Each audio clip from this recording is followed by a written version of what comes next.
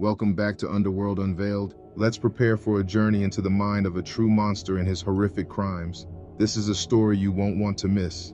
In the 1970s and 1980s, California was plagued by a series of heinous crimes committed by a man who would come to be known as the East Area Rapist and later the Golden State Killer. Over a span of years, this perpetrator evaded capture while leaving a trail of terror, violence, and trauma across numerous communities.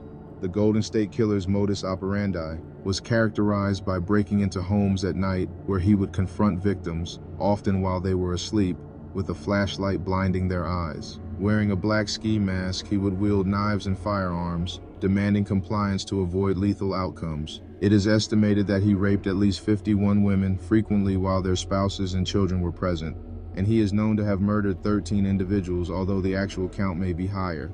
Operating throughout various counties in California, the Golden State Killer's tactics evolved, demonstrating a chilling adaptability. He committed crimes in different jurisdictions, exploiting the lack of interagency communication. The police received numerous tips over the years, yet none led to a successful identification of the suspect. Survivors reported receiving threatening phone calls years after their assaults, taunting them with phrases like, "Remember when we played?" The crime spree ceased abruptly in 1986, leaving law enforcement baffled and the public in fear. For 44 years, the identity of the Golden State Killer remained a mystery. Joseph James DeAngelo, known as the Golden State Killer, is believed to have committed at least 13 murders during his crime spree across California from the 1970s to the 1980s. The brutality, planning, and execution of these murders reveal a deeply disturbed individual whose actions left profound scars on the victims' families and communities. Now, prosecutors say DeAngelo is faking it. Sacramento District Attorney Anne Marie Schubert just released this video showing the monster springing up on a table in his cell to fix a light. Here, he's exercising, and here he's wiping the floor with a rag under his shoe. Somebody said there's a method to his madness. Below is a detailed examination of the 13 notable murders attributed to DeAngelo. On February 2, 1978, Brian and Katie Maggiore, a young couple, were walking their dog in a Sacramento neighborhood when they encountered DeAngelo. This seemingly innocent outing turned deadly. DeAngelo confronted the couple at gunpoint, forcing them into a nearby area. Witnesses reported hearing a struggle, suggesting that the couple attempted to defend themselves against their attacker. DeAngelo shot both Brian and Katie at close range. Brian was shot in the back while Katie was shot in the head. The brutal execution of the couple not only ended their lives but also shattered the community's sense of safety. The bodies were discovered shortly after the incident, leading to a massive investigation. This case highlighted DeAngelo's escalating violence and his willingness to murder anyone who stood in his way. On September 11, 1975, Claude Snelling was shot while attempting to protect his daughter from being abducted. This incident occurred in the town of Visalia, where DeAngelo had previously engaged in break-ins. DeAngelo broke into the Snelling home to abduct 16-year-old Beth Snelling, who was asleep in her room. Claude intervened, confronting DeAngelo as he attempted to escape with his daughter. In the ensuing confrontation, DeAngelo shot Claude Snelling in the face. The brutality of the murder was shocking, and it was noted that DeAngelo fled the scene quickly, leaving the family devastated. This murder not only robbed the Snelling family of their patriarch, but also instilled a deep sense of fear and vulnerability in the community. And the event underscored the extent of DeAngelo's violent tendencies. On December 30th, 1979, 44-year-old Dr. Robert Offerman and 35-year-old Alexandria Manning were found shot to death at a home in Goleta near Santa Barbara. Offerman and his wife had their hands bound with twine. Alexandria had also been raped. He even ate their leftover Christmas turkey, then left the remnants in the kitchen. March 13, 1980, another couple was murdered. 43-year-old Lyman Smith and his wife, 33-year-old Charlene, were bludgeoned to death in Ventura County home. The murder weapon used was a log from a woodpile found at their home. Their wrists and ankles were bound with drapery cord, and Charlene was also raped. 27-year-old Patrice Harrington and her husband, 24-year-old Keith, were killed in their home at the gated community Dana Point on August 19, 1980. Patrice was bludgeoned so severely that her face and skull were pulverized, and she was also raped. There was evidence that the Harringtons' wrists and ankles were bound, but no murder weapon or ligatures were found at the scene. On February 6, 1981, 28-year-old Manuela Withum was raped and beaten to death in her home in Irvine. She had signs of being restrained, but no ligatures were found, nor was the murder weapon. She was married, but she had been home alone at the time because her husband was being hospitalized. Then another couple was found murdered in their bed on July 27, 1981, 35-year-old Cherry Domingo and 27-year-old Gregory Sanchez.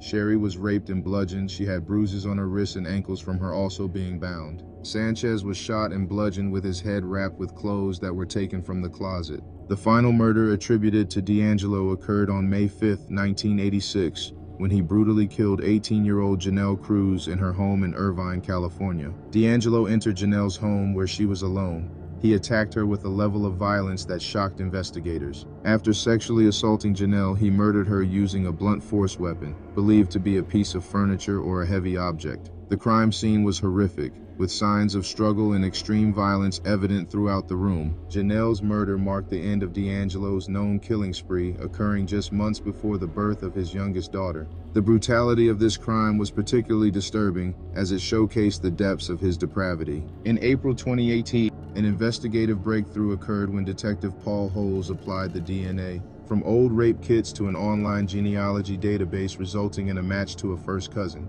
This led to a thorough investigation that ultimately narrowed down to Joseph James D'Angelo, a former police officer who had previously evaded suspicion. Born in 1945 in Bath, New York, D'Angelo had a seemingly normal upbringing. His father was a decorated Air Force pilot, and his mother worked as a waitress.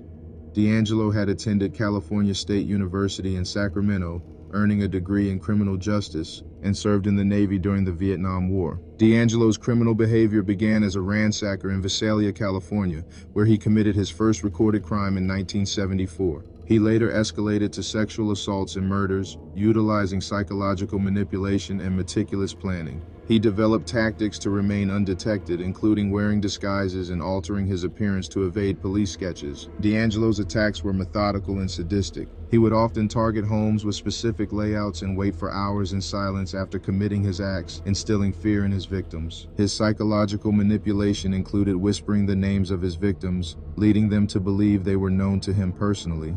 The brutality of his crimes was compounded by the fact that many victims were forced to witness the assaults of their partners. In the wake of his actions, the psychological toll on survivors was profound, resulting in widespread PTSD. The public responded with fear, leading to a surge in gun sales and enhanced security measures in homes. Following his termination from the police force after being caught shoplifting, D'Angelo worked as a truck mechanic. Despite maintaining a facade of normalcy, he continued to commit crimes under the radar, only ceasing in 1986, a year coinciding with the birth of his youngest daughter, raising speculation about his motivations. Detective Paul Holes, who had pursued the GSK for over 2 decades, utilized cutting-edge DNA technology to finally pinpoint D'Angelo as the suspect. The police arrested him in April 2018, whereupon he displayed no signs of remorse or denial, simply stating, "There's a roast in the oven." Joseph James D'Angelo's arrest marked a significant turning point in a case that had haunted California for decades. As investigations continue, the focus remains on bringing closure to the victims and their families. On March 4, 2020, D'Angelo offered to plead guilty if the death penalty were taken off the table, which was not accepted at the time. On June 29th, as part of a plea bargain to avoid the death penalty, D'Angelo pled guilty to 13 counts of first-degree murder in special circumstances, as well as 13 counts of kidnapping. On August 21, 2020, D'Angelo received multiple consecutive life sentences without the possibility of parole. D'Angelo's capture has provided a glimmer of hope for justice in a case that exemplifies both the horrors of human depravity and the relentless pursuit of truth by those dedicated to uncovering it. Make a brief statement. D'Angelo?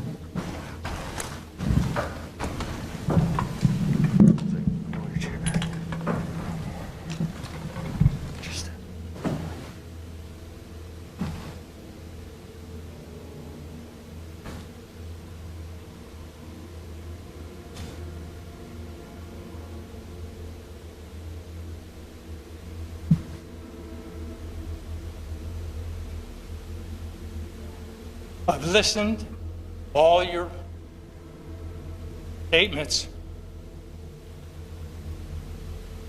each one of them.